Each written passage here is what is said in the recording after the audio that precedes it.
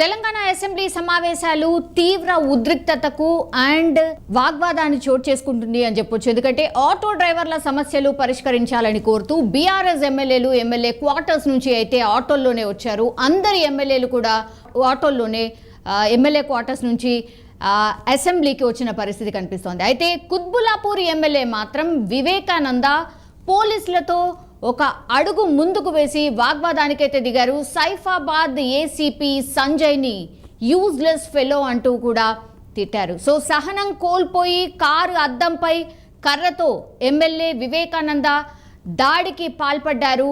కొంత అగ్రెసివ్గా ప్రవర్తించే ప్రయత్నం కూడా చేసినట్టు మనకు స్పష్టంగా కనిపిస్తోంది. దీనిపై పోలీసులు అండ్ ప్రభుత్వం రియాక్షన్ ఎలా ఉంటుంది అనేది ప్రస్తుతమైతే ఉత్కంఠగా అయితే మారింది. ఎన్నికల కంటే ముందు ఓ టీవీ ఛానల్ కార్యక్రమంలో లైవ్లో బీజేపీ అభ్యర్థి కూన శ్రీశైలం గౌడ్పై కేపీ వివేకానంద దాడి చేయడం అప్పట్లో రాష్ట్ర వ్యాప్తంగా సంచలనం కూడా క్రియేట్ చేసింది. చాలా ఆందోళనలు కూడా జరిగాయి. వార్నింగ్ కూడా ఇచ్చారు. ఆయన మీద కేసులు కూడా నమోదైన పరిస్థితి కనిపిస్తోంది. ఈ రోజు కూడా సేమ్ అలాగే విచక్షణ కోల్పోయి చాలామంది ఏం మాట్లాడుతున్నారు అనంటే వివేకానంద రౌడీ షీటర్ లాగా ఎగైన్ ప్రవర్తించారు. ఆ రోజు అదే చేశారు, దెన్ ఇప్పుడు కూడా అదే చేస్తున్నారు అన్నటువంటి మాట చాలామంది కాంగ్రెస్ నాయకులు మాట్లాడుతున్న పరిస్థితి కనిపిస్తోంది. సో కుత్బుల్లాపూర్ ఎమ్మెల్యే వివేకానంద పోలీసులతో తీవ్ర వాగ్వాదానికి దిగారు. ఆటోల్లో వచ్చారు. అసెంబ్లీ బయట కొంత వాగ్వాదం అయితే చోటు చేసుకుంది.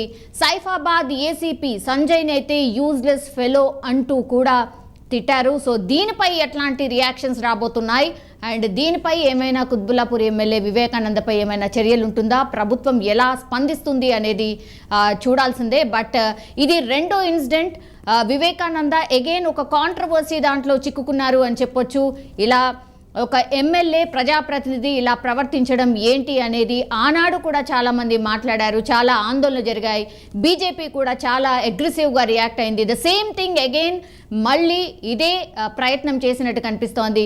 మనం చూడొచ్చు స్పష్టంగా కారు అద్దంపై కర్రతో కొట్టడం మనం చూడొచ్చు అండ్ యూజ్లెస్ ఫెలో అంటూ తిట్టడం కూడా స్పష్టంగా మనం చూడొచ్చు ఆ విజువల్లో.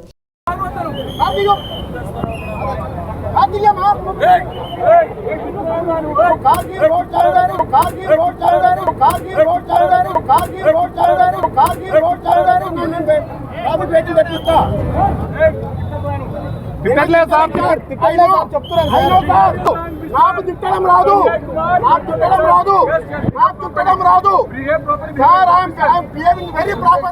సో ప్రజాప్రతినిధులు ప్రజలందరూ చూస్తూ ఉంటారు. సో ప్రజలు ఎన్నుకున్న నాయకులు చాలా డీసెంట్గా ఉండాలి అన్నటువంటి మాట అయితే సర్వత్రా వినిపిస్తోంది. అండ్ అన్ని పార్టీలకు అతీతంగా కూడా, ప్రభుత్వమే కాదు పార్టీలకు అతీతంగా కూడా ఈ ఇన్సిడెంట్ మీద మరి స్పందించే అవకాశం కనిపిస్తోంది. As well as Quthbullapur MLA Vivekananda ఎవరైతే కారు పైన కర్రతో దాడి చేసే ప్రయత్నం చేశారో దానిపైన కూడా మరి ఆయన ఎట్లాంటి సమాధానం చెప్తాడు అనేది we should wait and see.